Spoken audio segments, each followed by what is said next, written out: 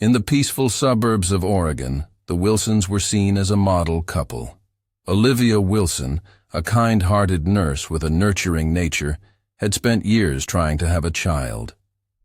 After a long and painful struggle with infertility, she and her husband Mark made the decision to become foster parents. They wanted to give a child a stable home, love, and the chance to start fresh. That decision brought 16-year-old Ava into their lives. Ava had grown up in the foster care system.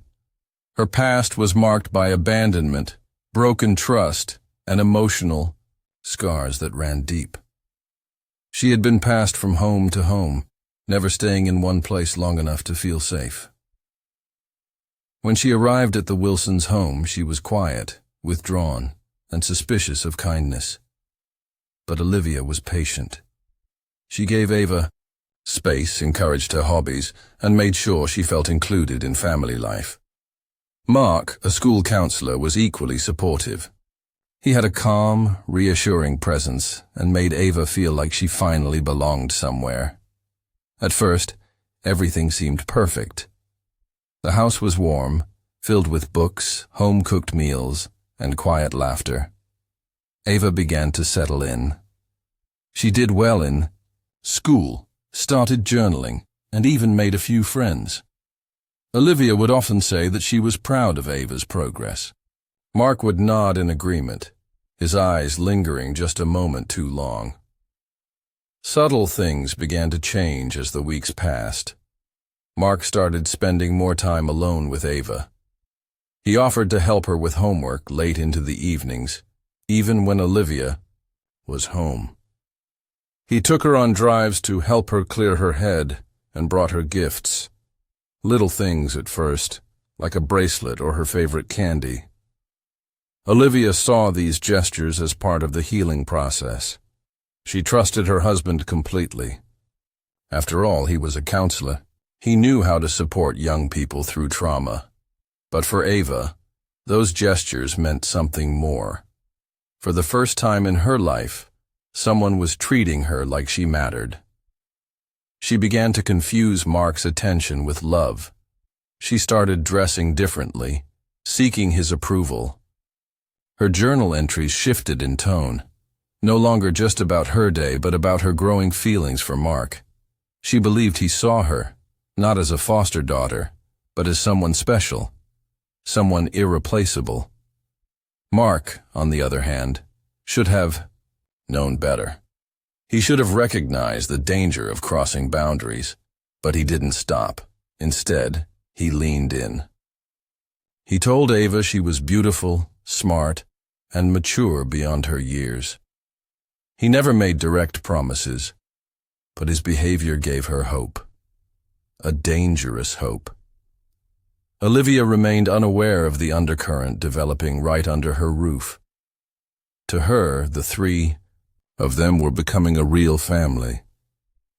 She had no idea that the connection between her husband and the girl she was trying to save had begun to twist into something dark, something that would soon shatter all their lives beyond repair, Ava's. Obsession with Mark deepened as weeks turned into months. What started as innocent admiration grew into dangerous infatuation. Mark had become her entire world. Every look, every word from him felt like a secret message, a silent promise. She watched him closely, memorizing his routines, noting when he was home alone, when Olivia would be at work, and how long their private moments could last without raising suspicion. Mark's attention fed her like oxygen, and the more he gave, the more she craved. Mark, despite knowing the risks, continued to blur the lines. He found reasons to be close to Ava, helping her with chores, watching movies together late at night, whispering compliments that stayed in her mind long after he walked away. When she began to test the boundaries, touching his arm a little too long or leaning in too close, he didn't stop her. He encouraged it subtly, just enough to keep her hopeful. He told himself it wasn't serious, just emotional support. But his actions said otherwise. Ava began to fantasize about a life with Mark, just the two of them, no more secrets. In her mind, Olivia was the obstacle. She didn't hate Olivia at first. She even admired her in some ways. But as time passed, her feelings shifted. Olivia's presence in the house became unbearable. She saw her as the one standing in the way of what she and Mark were meant to have. The warmth Olivia once showed Ava now felt like a threat, a reminder that Mark belonged to someone else. Behind closed doors, Ava documented everything in her journal. She wrote about Mark's touches, his smiles, the stolen moments they shared. She believed they had a bond no one could understand. Her words were filled with longing, but also with growing frustration. Mark never made any promises, and Ava noticed he avoided serious conversations. When she tried to talk about the future, he would change the subject or say things like, "Let's not rush anything." That hesitation started to eat away at her. The emotional high she once felt turned into anxiety. She began to feel paranoid. Every time Mark spent too much time with Olivia, Ava felt betrayed. Every kiss she saw between them felt like a knife to the chest. She began to manipulate situations, faking illness, causing arguments between Olivia and Mark, and creating moments that forced Mark to choose her, even in small ways. She wanted to be the center of his world. But Mark's behavior began to shift. He started pulling away. He stopped the late-night talks, limited their time alone, and became distant. He began acting nervous, as if he feared someone might find out. For Ava, the rejection was devastating. She had given him her heart, her trust, her secrets. Now he was shutting her out. It felt like a betrayal. And in her fragile, unstable mind, that betrayal didn't just hurt. It enraged her. What had once felt like a dream was quickly turning into a nightmare. And Ava wasn't ready to let go. The atmosphere inside the Wilson home had shifted. What was once warm and inviting had grown cold and tense. Olivia couldn't shake the feeling that something was wrong. Mark seemed distracted, distant, and easily irritated. Ava, once cheerful and eager to help around the house, had become moody and withdrawn. There were long silences during dinner, strange looks exchanged when they thought Olivia wasn't watching, and moments that didn't add up. Olivia tried to ignore it at first, blaming stress or teenage mood swings, but the unease only grew stronger. One quiet afternoon, while cleaning the kitchen, Olivia noticed Ava's leather-bound journal left carelessly on the counter. It was unusual. Ava never let anyone near her private things. Something compelled Olivia to open it. What she read sent a chill down her spine. The pages were filled with emotional confessions, detailed descriptions of interactions between Ava and Mark that no foster daughter should be writing about her guardian. She read about secret meetings, touches, whispered words in the dark. First, she couldn't believe it. She thought maybe Ava had imagined it all, projecting her feelings onto Mark. But the detail was too specific, too vivid to dismiss as fantasy. Olivia's hands trembled as she turned the pages. Her world was unraveling with every line. She tried to stay calm, but the pain was overwhelming. Mark, her husband of nearly 15 years, was being described in ways that made her stomach turn. She closed the journal, placed it back where she found it, and went to her room to think. She couldn't confront either of them without proof. She needed to know if what she read was true or a disturbed teenager's delusion. The next day, Olivia called a private investigator. She gave a simple explanation. She suspected her husband might be having an inappropriate relationship with their foster daughter. The investigator didn't ask many questions. He had heard worse. Olivia felt sick even saying the words aloud, but she had to know. Over the following days, the investigator planted discreet cameras in the house and began watching Mark's routines. What he uncovered confirmed Olivia's worst fears. Mark was careful, but not careful enough. There were moments when he entered Ava's room late at night. Footage showed them sitting close, too close, in dimly lit corners of the house. There were embraces that lingered too long, and looks exchanged that carried far too much meaning. Olivia watched the footage in stunned silence, her heart breaking into pieces. Meanwhile, Ava sensed a shift. Olivia had become cold, quiet, and distant. Mark was behaving strangely too, avoiding eye contact, keeping conversations short. Ava felt like she was losing everything. The dream she built in her head was falling apart. She had given her soul to Mark, and now he was slipping away. Her journal remained her only comfort, filled with words no one else had seen. Or so she thought. What she didn't realize was that her secrets were no longer safe. The truth was out, and the foundation of their twisted triangle was about to collapse. It was a cold, rainy Thursday evening when Olivia Wilson vanished. She had left work around 7 p.m., clocked out like usual, and told her co-workers she was heading straight home. But she never made it there.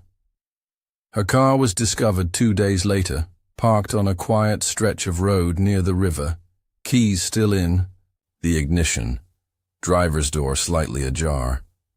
There were no signs of a struggle, no footprints in the mud, no witnesses.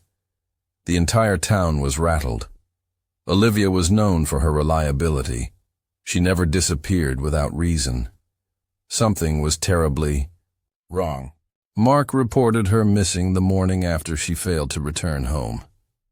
He told the police that she had been acting strangely, that perhaps the stress of caring for a foster child had become too much. Ava stood behind him during the interviews, silent, eyes cast downward. She seemed shaken, but not surprised. Detectives launched a formal investigation, questioned co-workers, neighbors, and family friends. No one could explain what might have happened. But behind closed doors, tension simmered. Mark played the role of the grieving husband convincingly. He made statements to the press, stood with Olivia's sister during a vigil, and cooperated with police. But to those who knew him best, he seemed a little too calm. The private investigator Olivia had hired just days before her disappearance came forward with the footage he had gathered. Videos of Mark entering Ava's room late at night, their overly close interactions, and the journal Olivia had secretly photographed. The case took a sudden and disturbing turn. Still, without a body, no one could prove anything. Weeks passed. The community began to move on. Olivia's disappearance remained an open case, haunting but unsolved. Until a neighbor called the police to report a strong odor coming from the Wilsons' basement. The smell had grown steadily worse, enough to raise concern. Officers arrived with a warrant and began their search. What they found beneath the concrete floor horrified even the most seasoned detectives. Buried in a shallow grave was Olivia's body, wrapped in a plastic tarp, her hands bound with wire, her skull fractured from a single violent blow. The forensics team determined she had been dead for at least 2 weeks. The murder weapon, a rusted metal rod, was found nearby, stained with dried blood. Suddenly, the case was no longer a missing persons report. It was a homicide. Mark was arrested on the spot. Ava, who had been at school when the discovery was made, was taken into custody later that evening. Police believed she might be a witness, perhaps even a victim. But as investigators delved deeper, a different story, began to unfold. Ava's journal entries were reviewed again, but this time alongside new evidence: text messages, deleted photos recovered from her phone, and fingerprints found on the murder weapon. What emerged was a story far more twisted than anyone had imagined. Olivia's death was no accident, and both Mark and Ava were entangled in a web of deceit, desire, and betrayal that had spiraled fatally out of control. The courtroom was packed on the first day of the trial. Reporters lined the benches, sketch artists captured every glance, and the public waited with morbid curiosity to understand how a seemingly perfect family had turned into a scene of horror. Mark Wilson stood at the defense table, hollow-eyed and gaunt, while Ava sat separately, her youthful face unreadable, as if the weight of her actions had yet to sink in. Prosecutors were determined to prove what they now believed.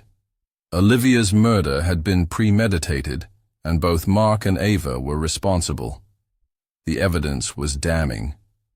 Investigators had recovered text messages between Mark and Ava that hinted at jealousy, fear of exposure, and secret conversations about getting rid of the problem. Ava's journal, once seen as the writing of a troubled girl, now read like a manifesto, a desperate plea for love and a future that could only exist if Olivia was out of the picture. The private investigator testified about the footage he had collected, painting a picture of a man who crossed every moral line and a girl who mistook manipulation for affection. But the twist came when Ava's legal team shifted their strategy. They claimed that Ava had acted alone. They painted her as a mentally unstable teenager who became obsessed with her foster father, believing in a fantasy he never fully encouraged. They argued that Mark had tried to distance himself, but Ava couldn't handle the rejection. They claimed she had waited until Olivia was alone, lured her into the basement under false pretenses, and killed her in a jealous rage. Mark, they said, had only helped bury the body out of panic and fear of being implicated. The courtroom buzzed with disbelief. Could Ava, a 17-year-old girl, have acted alone in such a calculated, brutal crime? The prosecution pushed back, hard, pointing out the messages in Mark's history of inappropriate behavior. They showed how he had groomed Ava emotionally, gradually drawing her into an unhealthy dependence. Their theory was clear. Mark may not have swung the weapon, but he had created the storm that led to murder. He had nurtured the obsession, manipulated Ava's trust, and then abandoned her when it became inconvenient. In a shocking turn, Ava took the stand. Calm and detached, she told the court she had killed Olivia by herself. She said she wanted to protect Mark, to free him, to give them a life together. Her voice never trembled. She showed no emotion. Some jurors looked away. Others watched, frozen.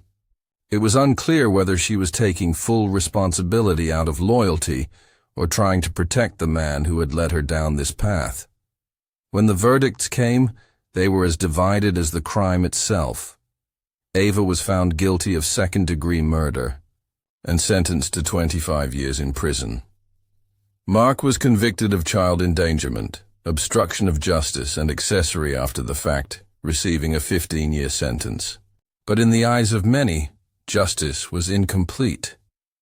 A family was destroyed, a woman's life stolen, and the haunting question remained: who truly held the most blame? In the end, it was a story of obsession, manipulation, and silence that led to a tragedy no one could ever undo.